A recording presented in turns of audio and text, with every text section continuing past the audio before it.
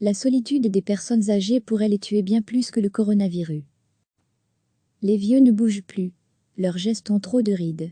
Leur monde est trop petit. Du lit à la fenêtre, puis du lit au fauteuil, puis du lit au lit. Cette description de la vieillesse ne date pas d'hier, elle est signée Jacques Brel. Mais aujourd'hui, elle prend des consonances particulièrement tragiques, alors que nos aînés se retrouvent isolés dans les maisons de repos, sans visite, sans promenade pendant de longues journées qui paraissent figées.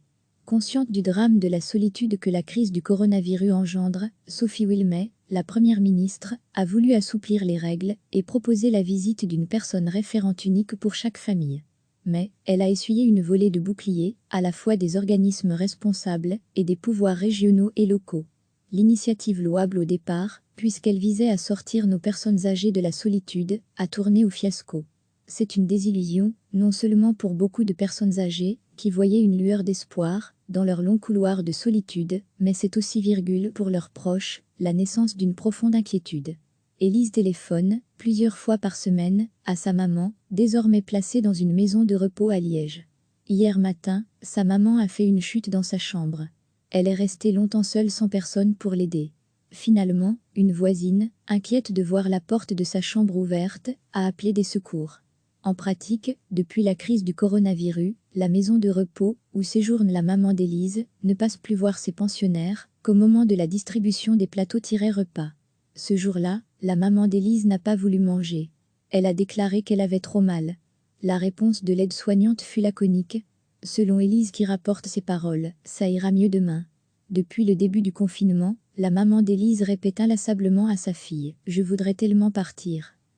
En quelques semaines, nous raconte Élise, son univers s'est retréci à sa chambre.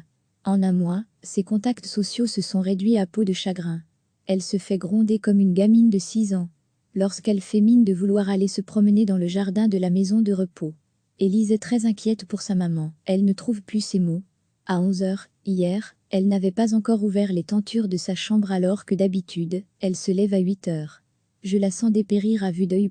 Mais nous n'avons pas de marge, sinon entendre nos parents pleurer.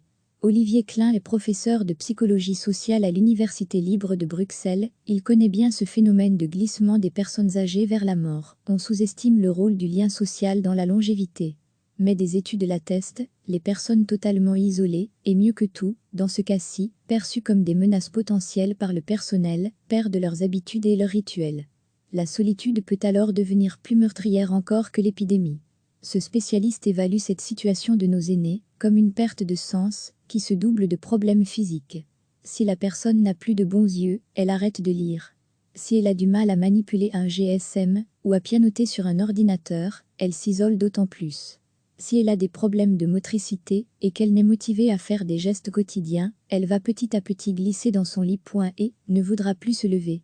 Le glissement des personnes âgées se traduit également par une perte d'intérêt pour le monde extérieur. Elle se retranche de plus en plus dans sa bulle, jusqu'à ne plus s'intéresser du tout aux autres. Puis du lit au fauteuil, et puis du lit au lit, recevez, chaque matin l'essentiel de l'actualité. Les vieux ne bougent plus. Leurs gestes ont trop de rides. Leur monde est trop petit. Du lit à la fenêtre, puis du lit au fauteuil, puis du lit au lit. Cette description de la vieillesse ne date pas d'hier, elle est signée Jacques Brel. Mais aujourd'hui, elle prend des consonances particulièrement tragiques, alors que nos aînés se retrouvent isolés dans les maisons de repos, sans visite, sans promenade pendant de longues journées qui paraissent figées. Consciente du drame de la solitude que la crise du coronavirus engendre, Sophie Wilmès, la première ministre, a voulu assouplir les règles et proposer la visite d'une personne référente unique pour chaque famille. Mais elle a essuyé une volée de boucliers, à la fois des organismes responsables et des pouvoirs régionaux et locaux. L'initiative louable au départ, puisqu'elle visait à sortir nos personnes âgées de la solitude, a tourné au fiasco. C'est une désillusion, non seulement pour beaucoup de personnes âgées, qui voyaient une lueur d'espoir dans leur long couloir de solitude, mais c'est aussi, pour leurs proches, la naissance d'une profonde inquiétude. Élise téléphone, plusieurs fois par semaine, à sa maman, désormais placée dans une maison de repos à Liège. Hier matin, sa maman a fait une chute dans sa chambre.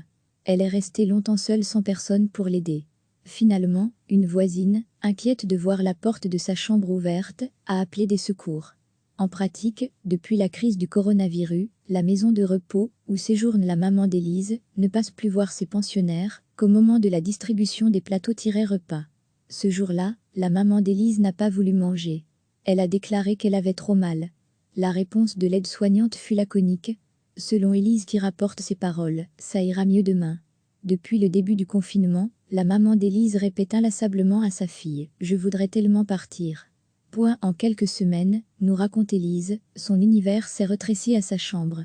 En un mois, ses contacts sociaux se sont réduits à peau de chagrin. Elle se fait gronder comme une gamine de 6 ans. Lorsqu'elle fait mine de vouloir aller se promener dans le jardin de la maison de repos. Élise est très inquiète pour sa maman, elle ne trouve plus ses mots. À 11h, hier, elle n'avait pas encore ouvert les tentures de sa chambre alors que d'habitude, elle se lève à 8h. Je la sens dépérir à vue d'œil. Mais, nous n'avons pas de marge, sinon entendre nos parents pleurer. Olivier Klein est professeur de psychologie sociale à l'Université libre de Bruxelles, il connaît bien ce phénomène de glissement des personnes âgées vers la mort. On sous-estime le rôle du lien social dans la longévité. Mais des études l'attestent, les personnes totalement isolées, et mieux que tout, dans ce cas-ci, perçues comme des menaces potentielles par le personnel, perdent leurs habitudes et leurs rituels. La solitude peut alors devenir plus meurtrière encore que l'épidémie.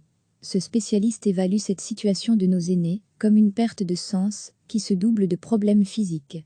Si la personne n'a plus de bons yeux, elle arrête de lire.